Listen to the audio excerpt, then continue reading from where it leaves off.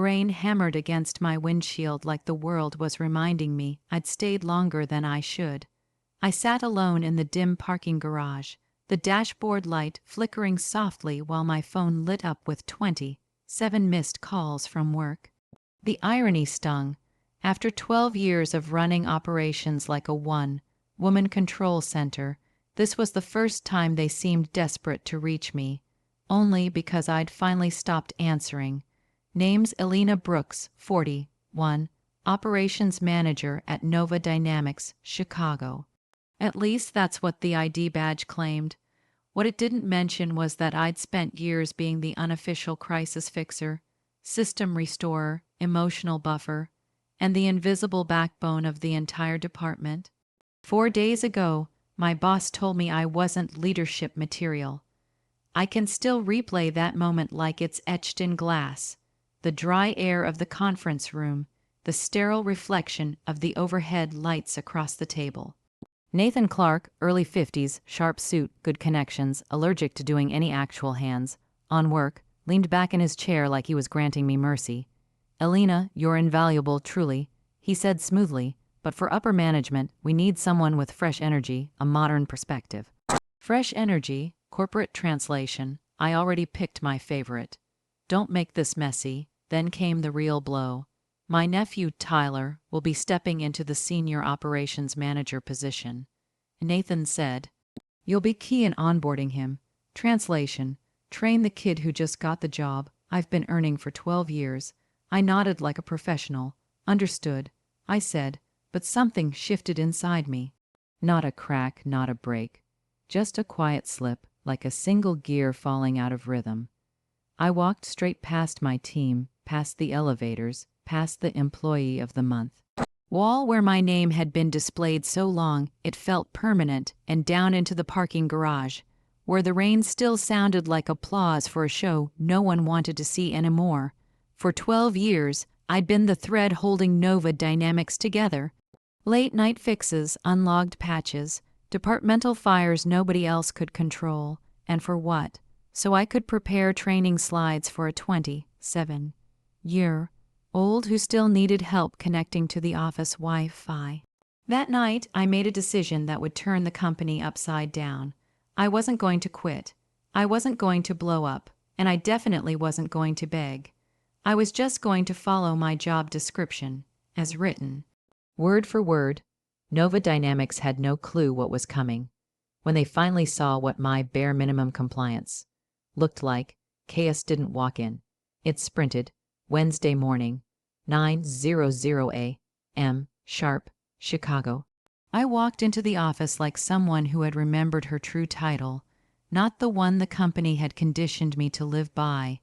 Operations lead, not problem magnet, not human safety net, not the go-to fixer for everyone else's mess. I hung my coat, powered up my workstation, and waited. It didn't take long. By 9:17, I heard the sound, confused footsteps, the kind that means something important just broke. A moment later, Janine from Client Relations appeared at my desk, clutching a mug that said Boss Energy, even though she'd never led a team in her life. "Elena, did you get the escalation from Solra Logistics?" she asked, assuming I'd already handled it. "I did," I said calmly, typing, "and I forwarded it to Freight Coordination. It's their responsibility." Her expression froze like her entire system just rebooted. "Oh, but you usually not part of my listed duties anymore," I said, smiling like someone who finally learned the power of boundaries and intended to use them. She blinked, muttered something about transition opacity, and backed away. By 10:00, the first red alert flashed on the company chat. "Urgent Solra shipment delayed. Need Elena ASAP." I sipped my coffee and watched the storm build, inside and out. By 11:30, the office sounded like a vending machine about to jam. Departments were colliding, emails looping, requests bouncing around like defective shipments. The best part, every single problem was already documented in the systems manual, the same manual I'd spent 6 months writing, the same manual no one had ever bothered to read, Around noon, my phone buzzed. A text from Nathan. Need update on Solra. Situation's going sideways. Come to my office. I walked in steady, every inch the professional who'd seen this movie before. Except this time, I wasn't playing the martyr. Nathan's tie was loose, and his confidence had downgraded to trial mode. Elena, what's happening? Solra says they're not getting answers. I kept my tone even. Freight coordination didn't follow the escalation protocol. It's outlined in our handbook, page 72. He blinked like someone hearing the word handbook for the first time. So, can you step in and fix it? I've already forwarded everything to the responsible teams. I said, if they follow the documented process, it'll be resolved within an hour. He stared. They don't know the workflow. That's the problem. I said quietly. I didn't gloat. I didn't raise my voice. I just held a mirror up to a system built on my invisible labor, and for once he saw the cracks. By 3:00 p.m., 3 departments were in mild panic. By 4:00, Solra was threatening escalation. By 5:00, I shut down my computer and went home on schedule. For the first time in years, and the real meltdown. It was only warming up. The next morning, when a multi-million-dollar client's rollout collapsed, the executive floor called me into the war room. But this time, I didn't walk in as the fixer. I walked in as leverage. Thursday, 9:04 a.m. The elevator doors opened and I could already hear it. The frantic voices bleeding from the executive hallway. Not anger, panic with a dash of denial. The sound people make when the person who cleans up their mess decides to stop sweeping. Before I could reach my desk, Avery from reception flagged me down, eyes wide. Elena, they need you upstairs right now. Conference room Omega. Omega. The name said it all. I stepped in to find chaos wrapped in designer suits. Nathan stood at the center, breathing hard, while 2 HQ executives glared from a video screen. In the corner, Tyler clutched a thick binder like a student who just realized the exam was today. The moment they saw me, the atmosphere shifted. Elena, said James Carter, regional director, Solra Logistics has moved us to red alert. Their entire East Coast rollout is failing. We need to know what went wrong, and how fast we can fix it. I kept my composure. Walk me through what you've already tried. They launched into a 10-minute explanation full of missing steps, wrong assumptions, and half-baked patches that made it painfully clear no one had opened the manual. When they were done, I nodded. Here's the root cause. Solra's update created a dependency loop. It's a known issue. The fix requires a 3-system sync in a precise order. Tyler cleared his throat. Where's that documented? In the implementation guide, I said, Section 9, subsections 3, 2 through 3, 7. He fumbled through pages, eyes wide. James leaned forward. Can you fix this personally? I paused and let the silence do the work. For the first time in 12 years, I said softly, I have a compliance audit today. If we miss it, we risk federal penalties. Unless you'd like to explain that to the regulators. Nathan jumped in.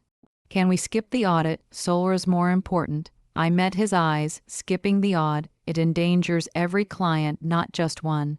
The executives exchanged uneasy glances. So what's the solution? James asked. Option 1, I said. Tyler handles the fix. It's good training. I'll be available between audit sessions. Tyler paled. I don't think I can manage that. You wanted the title.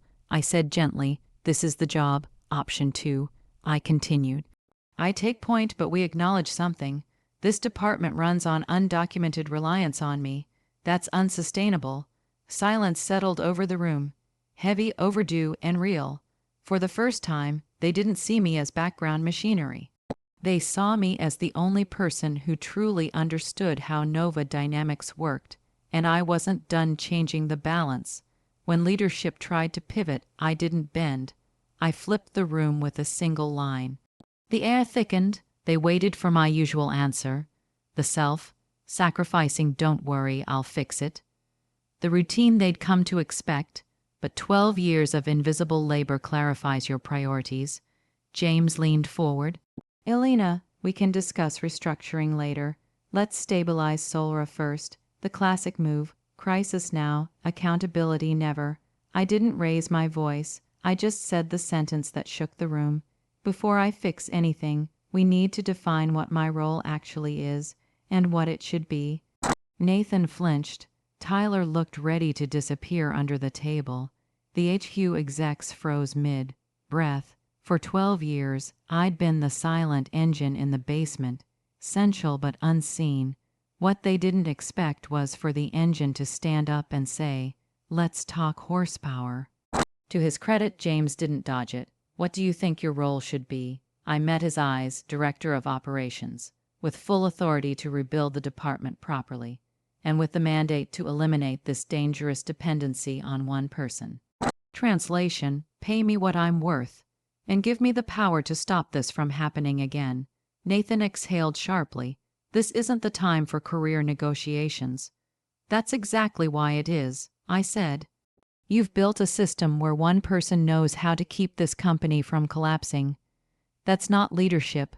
That's bad risk management. Solra isn't failing because of an update. It's failing because you built your operations framework on top of my unpaid overtime.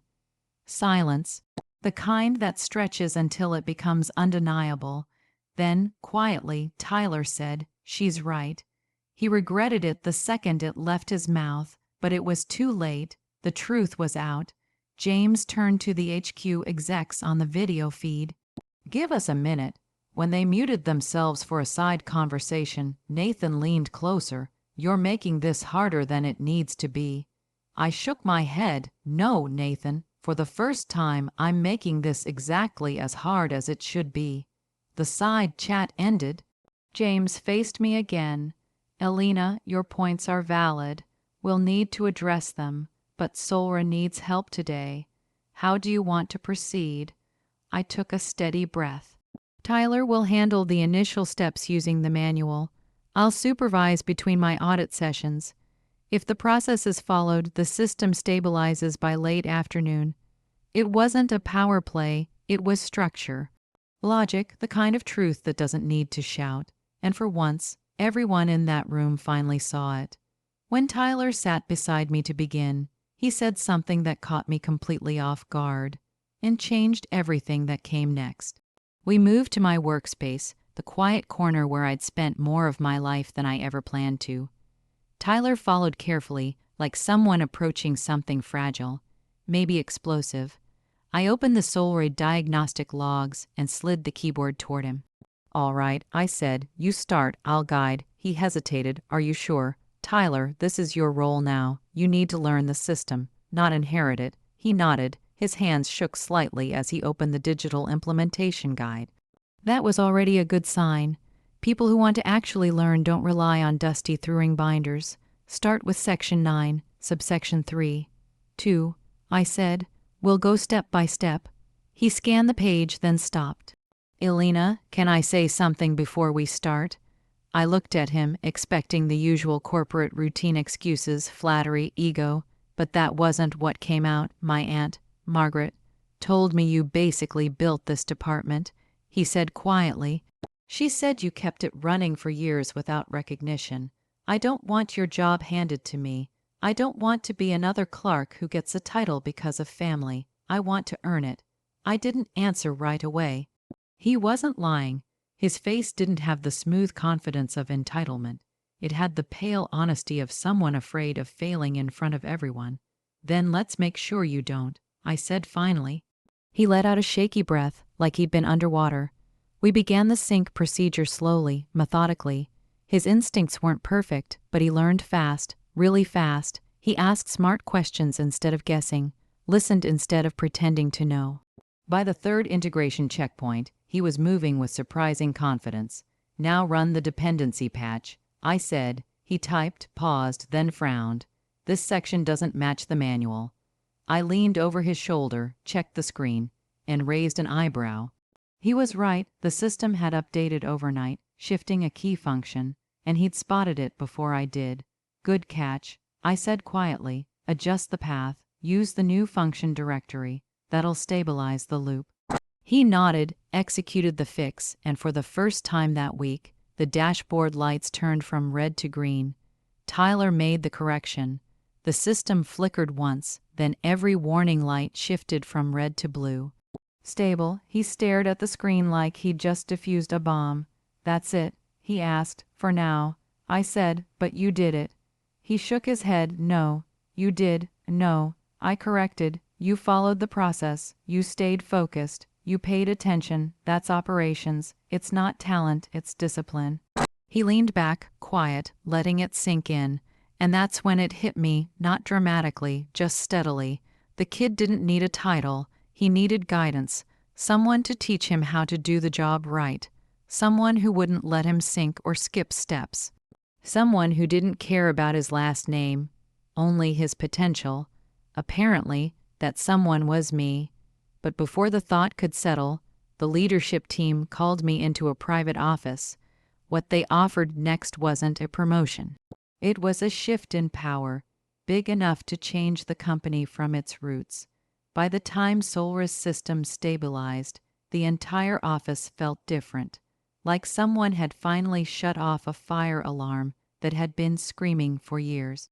Tyler double-checked the logs, sent the updates to client relations, and looked at me with a kind of pride he didn't know how to hide. "You think they'll be happy?" he asked. "Happy, no." I said, gathering my notes. Relieved, absolutely. We walked back toward the operations wing, but before I could reach my desk, James Carter stepped out of an office. "Elena, my office now, just you." Tyler froze, realizing he wasn't invited. "Take a break," I told him. "You've earned it." Inside, James closed the door. 2 HQ executives appeared on the video screen. Nathan was missing, probably handling other matters, which was polite code for they didn't trust him to sit in on this. I sat down. James didn't waste time. "Elena, let's be candid. This week exposed multiple structural failures, all leading to one root cause. We've placed too much operational dependence on a single person. You." I kept my expression still. They weren't wrong, but hearing it framed like it was my fault almost made me smile. One of the HQ execs leaned forward. "It's clear you've been carrying far more than your pay grade allows. That stops now." James folded his hands. "We're restructuring the org chart effective immediately." My pulse didn't even move. I'd learned a long time ago. Ever celebrate until you know where the trap is. He continued, "We're creating a new position, Director of Operational Systems and Integration. You'll report directly to me. No middle management, full authority." I said nothing. He kept going. "That includes hiring power, cross-department oversight, and control to rebuild our knowledge systems from the ground up. We want what's in your head documented, automated, and distributed. No more single points of failure." Then came the part no one expected. "We're moving Nathan out of direct operations. He'll shift to strategic planning only," James said. The HQ exec added, "Consider it a realignment based on strengths. A corporate translation. He's out, you're in." I finally spoke, "And Tyler, he stays on your team as an associate." James said, "If he advances, it'll be by merit, not legacy." The room went quiet. This wasn't a promotion. It was a seismic shift. Authority, autonomy, recognition. For the first time in 12 years, someone wasn't asking me to save the company. They were asking me to build it. I didn't say yes right away.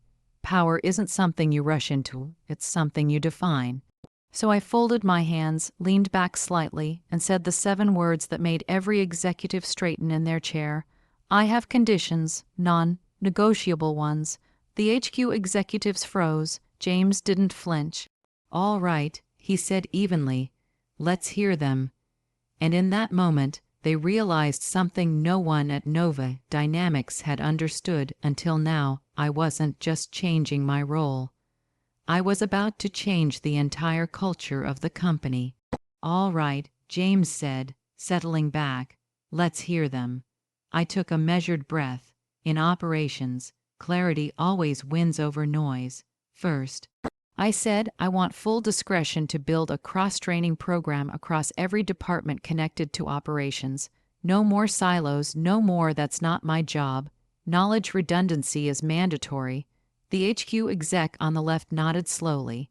That would prevent another single point of failure issue. That's the idea, I replied. Second, I want hiring authority for 2 senior-level roles of my choosing. No interference, no nepotism, no quiet back channels. Real talent, real structure. James didn't even hesitate. Done. Third, I continued, I want compensation aligned with the industry standard for directors in integrated operations. The room shifted, cautious, not resistant. James glanced toward the executives. They muted for 10 seconds, whispered, then came back. Approved. HR will finalize by Monday. I wasn't finished. Fourth, I said, leaning forward, a protected 90-day execution timeline. No one overrides my restructuring unless it's illegal or catastrophic. The exec on the right tapped his pen. You're asking for operational independence.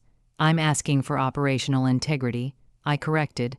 A system that doesn't fall apart the moment one person clocks out at 5. Silence follow, short, sharp, meaningful.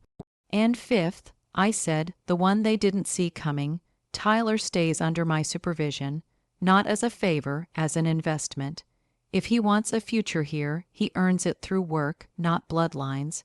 James smiled faintly. That one's already on our list. I sat back. Those are my terms. The executives looked at each other, then at James. He extended his hand. Welcome to your new role, Director Brooks. Director. I'd chased that word my entire career, and somehow it didn't feel like a trophy. It felt like a tool. A lever, something I could finally build with. I shook his hand firmly. Then let's fix the mess we've all been pretending isn't there. When I walked out, the air in the hallway had changed. People didn't look through me anymore. They looked at me with a new kind of gravity. Tyler stood up from a nearby desk. Well, he asked, it's done. I said, but the real work starts now. He nodded, resolve tightening his expression. What do you need me to do first? For the first time in years, the answer was simple. Everything, I said, smiling. Follow the system. We're rebuilding it properly this time. But becoming director wasn't the real victory.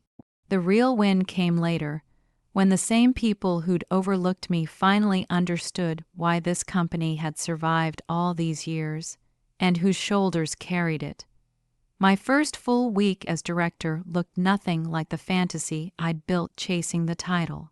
No champagne, no applause, just a long list of problems that finally had a place to land, but the shift was real. People no longer came to me pleading, "Can you fix this?" They came with ideas, plans, and accountability.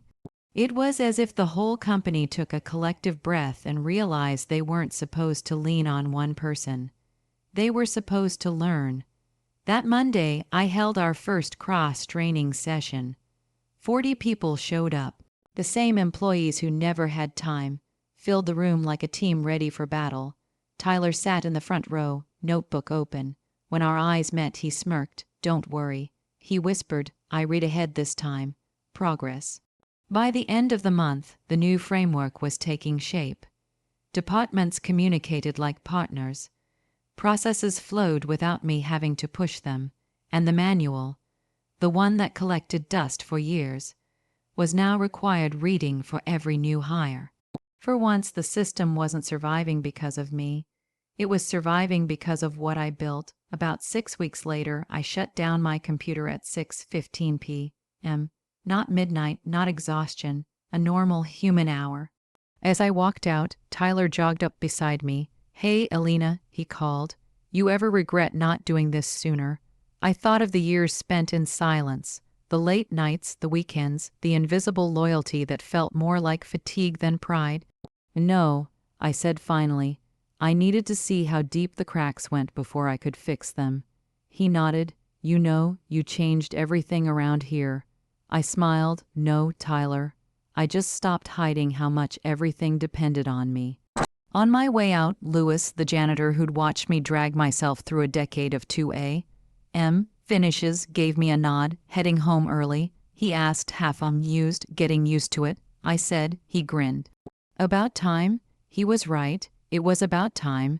That night, sitting on my couch with a cup of tea and silence that didn't feel guilty anymore, I finally understood something important. The real comeback wasn't the promotion or the title or even the authority. It was the moment I decided my value wasn't up for negotiation. The day the people who once overlooked me realized the company never fell apart, and never would again, because I stopped being their safety net. I became their foundation, and sometimes the strongest comeback isn't about proving them wrong. It's about proving yourself right.